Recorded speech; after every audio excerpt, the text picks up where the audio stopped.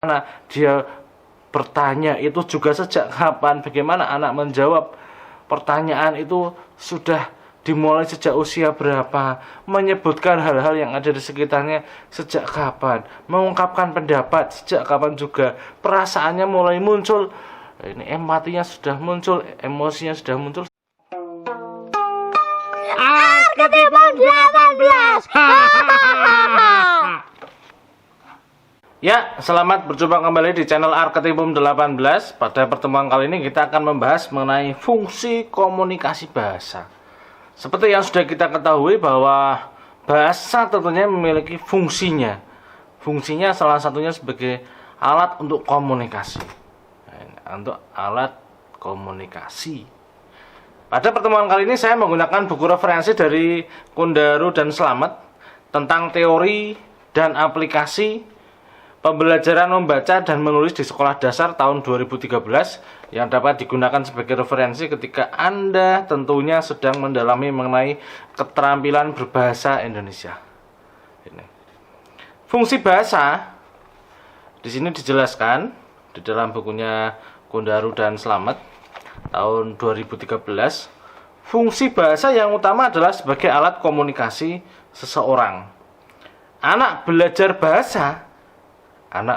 bahasa karena didesak oleh kebutuhannya untuk berkomunikasi dengan orang-orang di sekitarnya.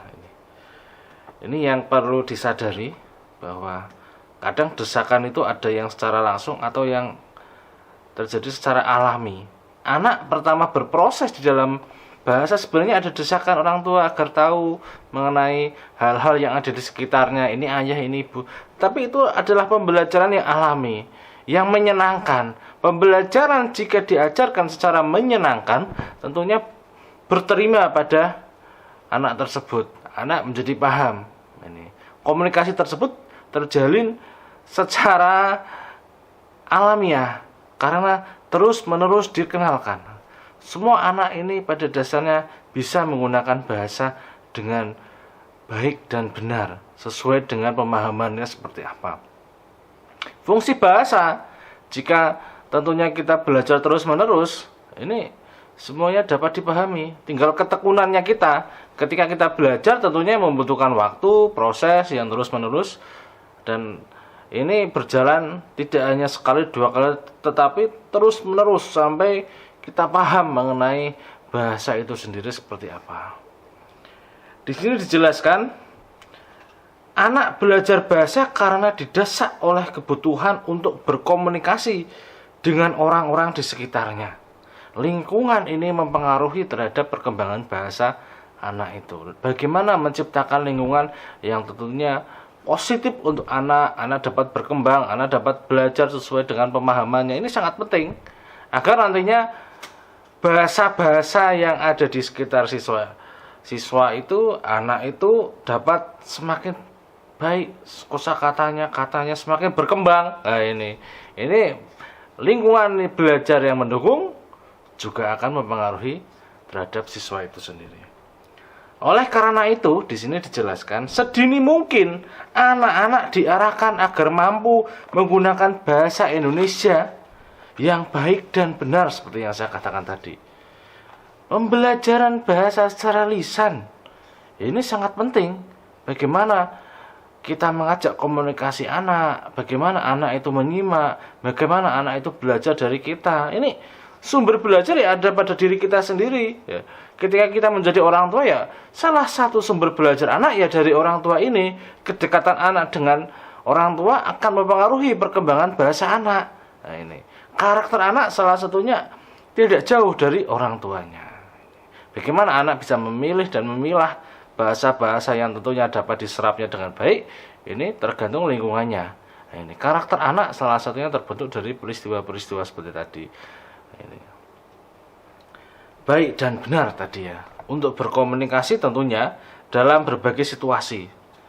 Ketika anak sudah mampu menyapa, ketika bertanya, kemudian menjawab, menyebutkan, mengungkapkan pendapat dan perasaan dan sebagainya, ini tentunya ketika kita sudah mengenal anak di kelas 1, bagaimana anak-anak itu bertanya, bagaimana anak-anak itu menjawab pertanyaan, menyapa. Ini suatu hal yang menyenangkan di diri anak, karena perkembangan anak itu sudah, oh anak ini sudah bisa menyapa dengan santun, sudah bisa berkomunikasi dengan baik. Ini peristiwa-peristiwa yang seperti ini kadang tidak disadari. Nah, ini. Namun ketika kita sudah menyiapkan pembelajaran, pola pembelajaran yang benar, kita sudah ada rubrik pengamatannya. Oh, anak ini sudah mulai bisa menyapa. Anak ini sudah bisa mulai bertanya.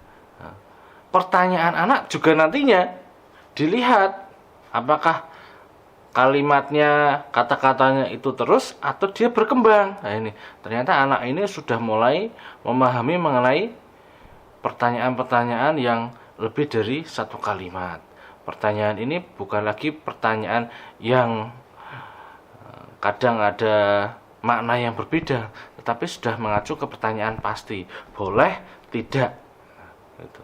Bagaimana cara mengungkapkannya itu? Kemudian ada pertanyaan-pertanyaan yang memang tidak ada di dalam lingkungan sekitarnya. Dia sudah bermain dengan pemikirannya, dengan pertanyaan yang lebih jauh di lingkungannya. Ini juga sangat penting untuk diamati dan menjadi suatu penelitian yang menarik ketika kita mengamati proses perkembangan anak.